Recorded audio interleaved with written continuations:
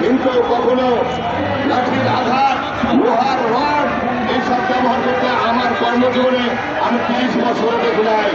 কিন্তু আপনারা জানেন কিছু কিছু কুচক্রী মহল এই আওয়ামী দোষরদেরকে প্রতিষ্ঠা করার জন্য আমাদের ভিতরে তারা তাদের যারা প্রতিষ্ঠিত করতে চায় তারা আমাদের ভিতরে চালাচলন করে।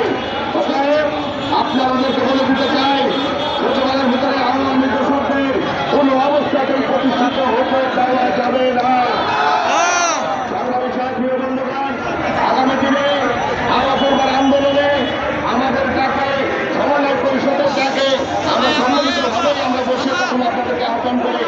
আগামী দিনে আপনাদেরকে আরো সুশৃঙ্খলভাবে ধরে যদি সচিবালয় ঘেরাও কর্মসূচি দিতে হয় তবুও আমরা দেব।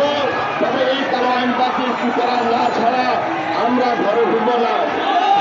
সংশোধনী আমরা মানি না। আপনারা কি সংশোধনী মানি?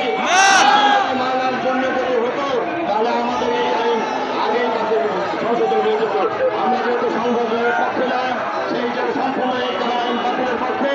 তাই আপনাদেরকে উদাত্ত আহ্বান জানাচ্ছি, যে কোনো তাকে আপনার স্বতঃস্ফূর্তভাবে আমাদের তাকে সাড়া দেবেন ইনশাল্লাহ। এই আহ্বান রেখে সকলের সুস্বাস্থ্য কামনা করে তবে একটা কথা বলি, নুরুল ইসলামকে যে 2.5 ইঞ্চি আঘাত করেন তার মাথাটা 2.5 ইঞ্চি ফাটিয়ে দেওয়া হয়েছে, তার রক্ত ইনশাল্লাহ আমরা বেঁচে থাকাকালীন বৃথা যেতে দেব না।